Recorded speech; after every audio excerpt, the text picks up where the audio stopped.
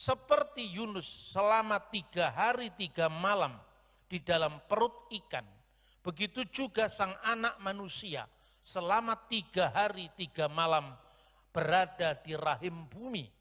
Inilah yang sekarang mulai kita renungkan sejak Jumat Agung sampai Minggu Paskah, yaitu 3 hari 3 malam.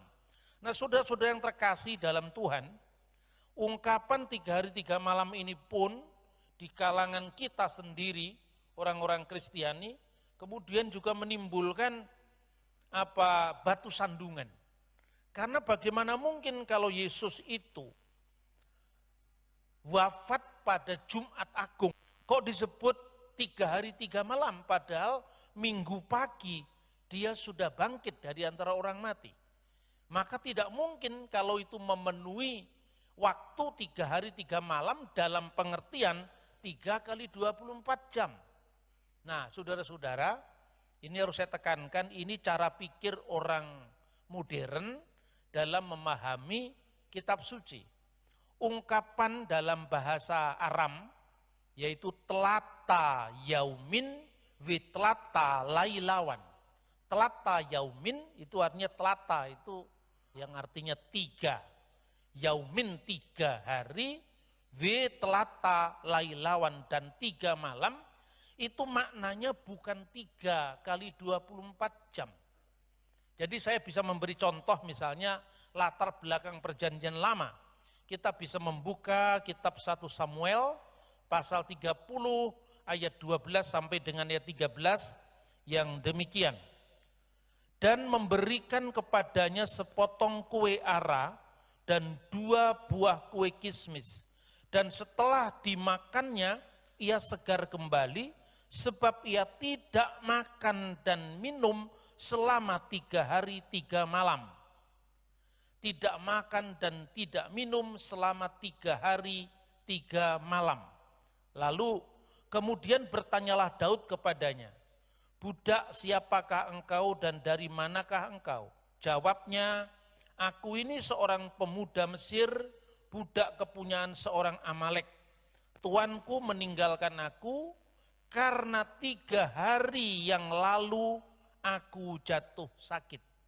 Saudara-saudara, di sini jelas 3 hari 3 malam yang dalam bahasa Ibrani disebut silosah yamin, usilosah leilot. Silosah yamin 3 hari, usilosah leilot 3 malam, itu sama dengan hayom silosah, yaitu 3 hari.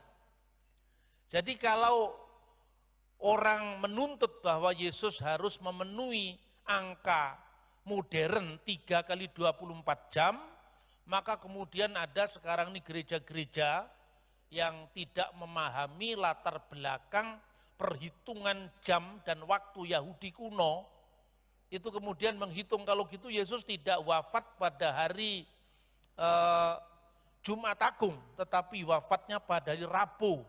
Maka dengan demikian cocok dengan hitungan 3 kali 24 jam. Jadi ini aneh saudara-saudara, sebab karena kalau misalnya dikatakan Yesus itu 3 hari 3 malam di perut bumi, maka dia tidak bangkit pada hari ketiga, tapi bangkit pada hari keempat. Hari misalnya Rabu sampai Kamis sehari, Kamis sampai Jumat sehari, Jumat sampai Sabtu sehari, kemudian Sabtu sampai Minggu sehari. Jadi ini bukan hari ketiga, tapi hari keempat. Rabu, Kamis, Jumat, Sabtu, Minggu, atau bahkan 5.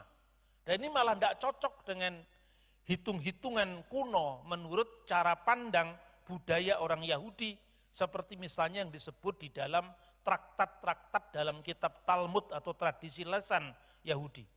Kita bisa membandingkan misalnya di dalam Matius pasal 12 ayat 29 dan 40 tadi, tanda Yunus 3 hari 3 malam, itu dengan Matius 27 ayat 26, ayat 62 sampai ayat 64. Matius 27 ayat 62 sampai 64.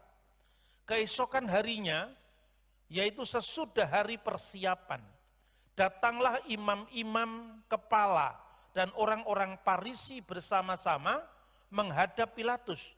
Dan mereka berkata, Tuan, kami ingat bahwa si penyesat itu sewaktu hidupnya berkata, sesudah 3 hari aku akan bangkit.